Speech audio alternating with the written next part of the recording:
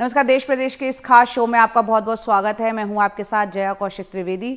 बात करते हैं उत्तर प्रदेश की, जहां धर्मांतरण कानून कई लोगों पर गाज की तरह गिर रहा है। एक लड़की दावा कर रही है कि 4 महीने पहले उसकी शादी हुई। वो शादी के रजिस्ट्रेशन के लिए गई थी।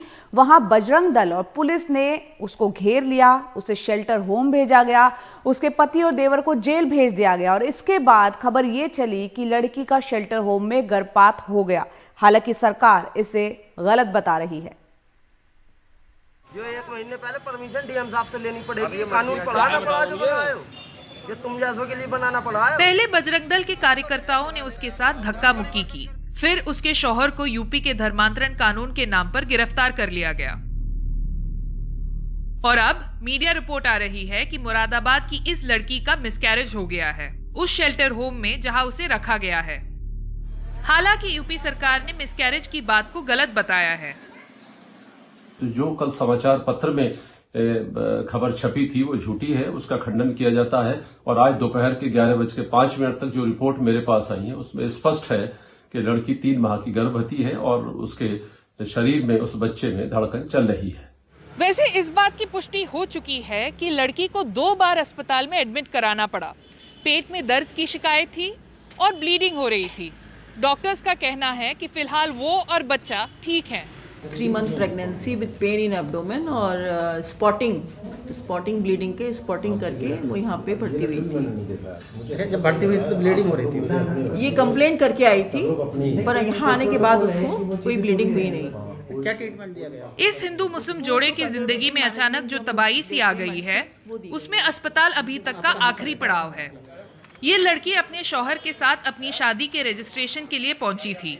वहां पुलिस और बजरंग दल वाले आधम के बताते हुए कि उसने कानून तोड़कर इस्लाम कबूल किया है, जबकि वो बता रही है कि उसकी शादी 4 महीने पहले हो चुकी है, तब ये कानून नहीं बना था।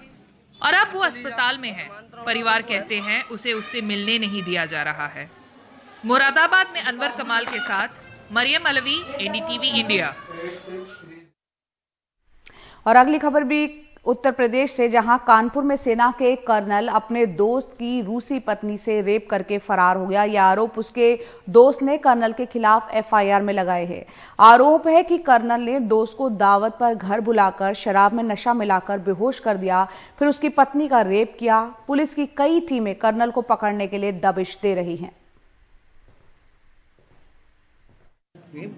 रेप की शिकार रशियन महिला अपने पति के साथ आज मेडिकल कराने और मैजिस्ट्रेट के सामने बयान देने लखनऊ से कानपुर पहुंचे।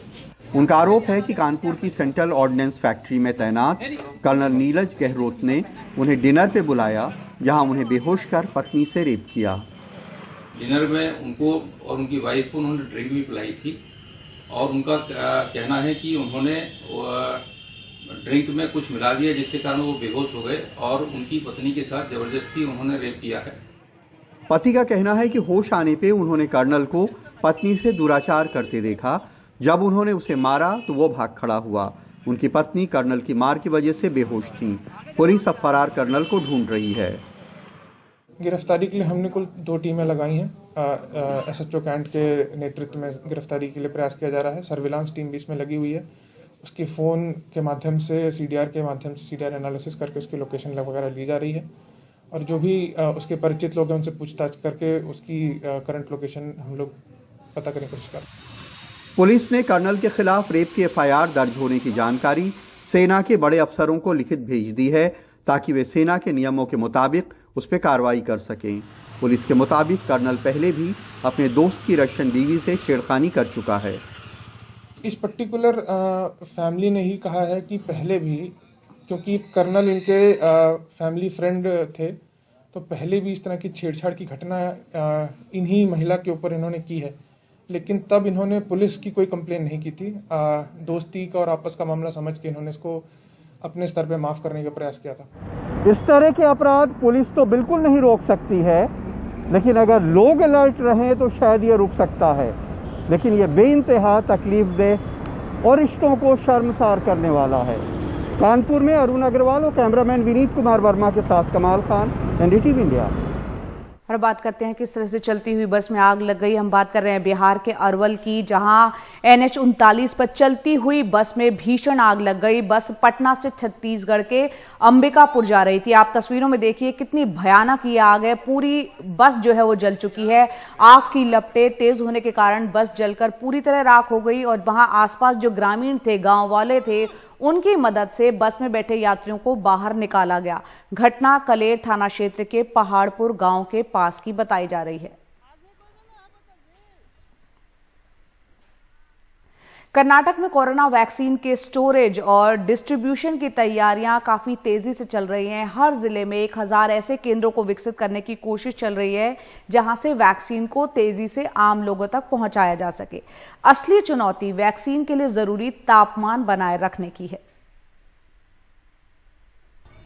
ये तस्वीरें कुछ कोल्ड स्टोरेज और वॉक इन कूलर्स की है, जहां दूसरी बीमारियों की वैक्सीन रखी हुई है। एक बक्से में तकरीबन 40,000 वैक्सीन की डोज अभी यहां रखी जा सकती है, लेकिन माइनस तापमान वाली फैसिलिटी बड़े पैमाने पर यहां उपलब्ध नहीं है।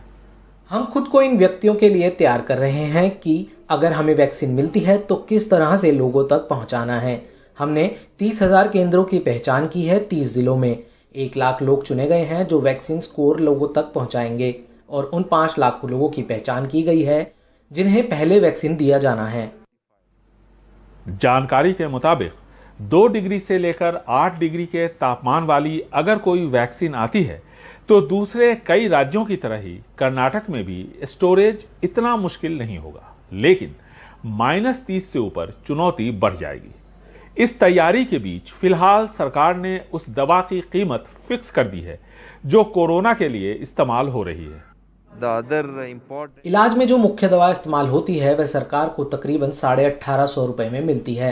चाहे वो निजी क्यों ना हो, 2000 रुपए से ज्यादा चार्ज नहीं कर सकते क्योंकि ओवर चार्जिंग की काफी शिकायत थी।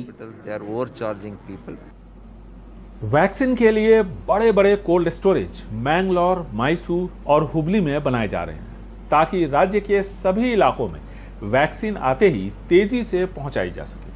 बेंगलुरु से कैमरामैन गोविंद मूर्ति के साथ निहाल किदवई, NDTV इंडिया।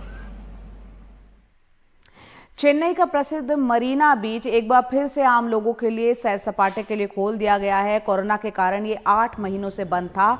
मरीना बीच पर पुराने दिन लौटते हुए दिख रहे हैं। खुलने के साथ ही ठीक ठाक संख्या में यहाँ पर लोग पहुंचे, यहाँ पर मनोरंजन किया अपना। लोगों ने मरीना बीच पर पहुंचकर बीच खुलने से पहले ही प्रशासन ने साफ सफाई की पूरी व्यवस्था यहां पर कर ली थी।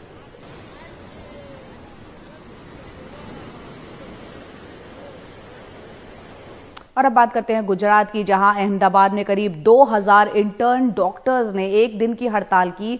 स्टाइपेंड बढ़ाने की मांग को लेकर हजारों डॉक्टर सरकार के खिलाफ प्रदर्शन कर रहे हैं।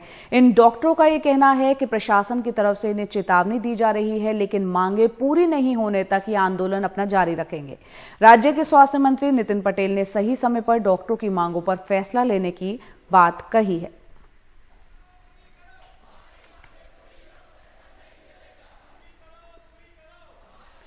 राजस्थान के बीकानेर से सीमा सुरक्षा बल ने मशाल दौड़ की शुरुआत की और जवानों ने मशाल को लेकर भारत पाकिस्तान सीमा पर दौड़ लगाई। ये मशाल दौड़ 1971 में हुए युद्ध में भाग लेने वाले वीरों के सम्मान में हुई।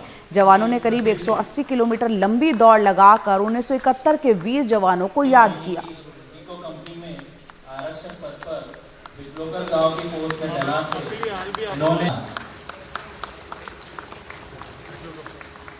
मैं आग्रह करूंगा